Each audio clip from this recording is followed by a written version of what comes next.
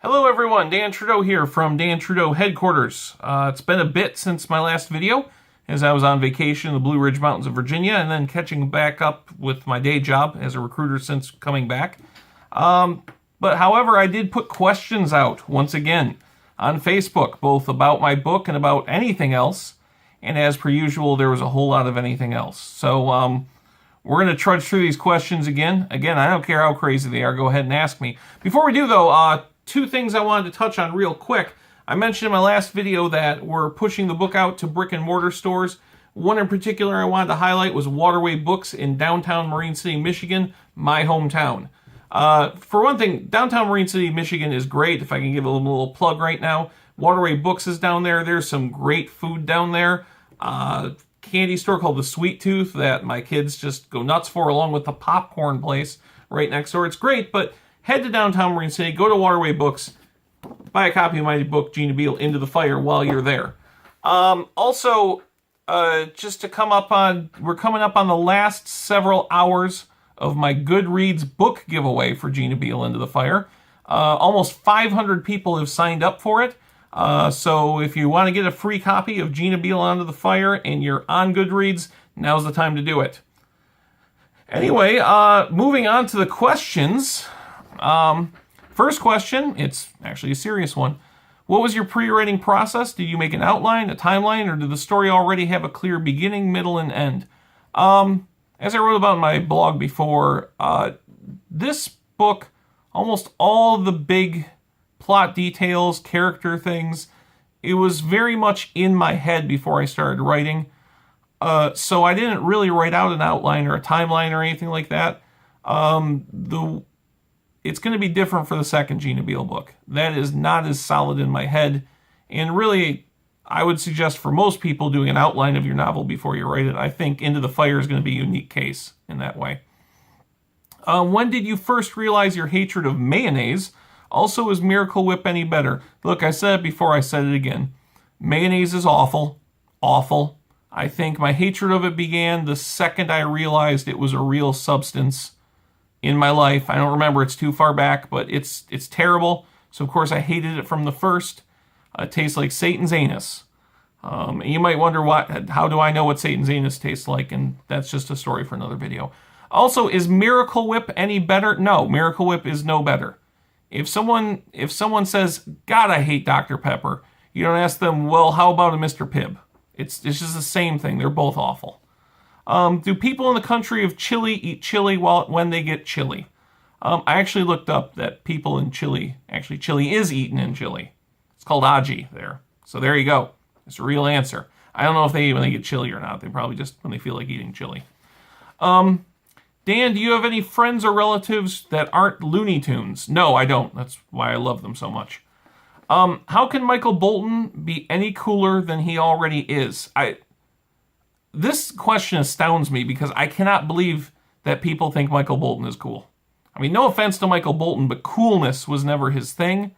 He's done that weird thing that happens sometimes where certain guys sort of go through the blender of uncoolness and they come out the other side, all of a sudden they're cool. Like people think they're cool because of how uncool they are or something like that. And I don't know, it's very confusing to me. I guess I don't think still. Call me old-fashioned. I know he does like a Netflix special that's funny and he did the SNL video and stuff, but I still just have a very hard time of thinking of Michael Bolton as cool, period. Next question, how drunk am I right now? Well, you can't be that drunk because, you know, the sentence is written very well. Capital H at the beginning, no spelling errors, a question mark. So I'm going to assume you're not that drunk. Just stab in the dark. Who were some of your artistic influences? Did the works of Sam Raimi inspire you? First off, Sam Raimi, some of you know, directed the original Evil Dead trilogy, movies like Darkman, and of course the Spider-Man trilogy with Tobey Maguire. I have always been very inspired since I discovered him in high school of Sam Raimi's stuff. Not just because I liked it, because especially after I found out he was from Michigan like me, and how they made the Evil Dead, he and Bruce Campbell and that whole crew. I was very inspired by it because it meant that someone from where I was from could go out and do something like that. And that's very inspirational. And so a lot of me wanting to do creative stuff throughout my life goes back to that. So thank you, Sam, Bruce, the whole crew. Who are some of my artistic influences? Whenever I start to list these, the list gets just too long to be reasonable. So I actually want to talk about two that might not immediately pop to someone's mind about works that inspired the creation and writing of Gina Beale. First one is this. The Dularius, I think that's how you pronounce it, Book of Greek Myths. This was in my elementary school library with Mrs. Fosher, my librarian, and I checked this out all the time. It's what led to my love of mythology, this book right here. Here's another book that people might not know about that inspired a lot of this. It's not a book of fiction or anything. In fact, it's The History of the Ancient World by Susan Wise Bauer. This is literally a book that's exactly what it says it is. It's a comprehensive history of the ancient world, both Near East, Far East. Basically, it's a history of human civilization by Susan Wise Bauer. It is a great book because it's not written like a textbook. She's a very good storyteller. She's written 2 other volumes after that, but The History of the Ancient World is my favorite one, and it created a whole lot of reading about a lot of the subjects and themes that made it into Gina Beale Into the Fire. It's a very, very influential book on me. Next question, which bear is best? That's difficult to answer. There are really 2 schools of thought on it. To know any more, you should ask Dwight Schrute.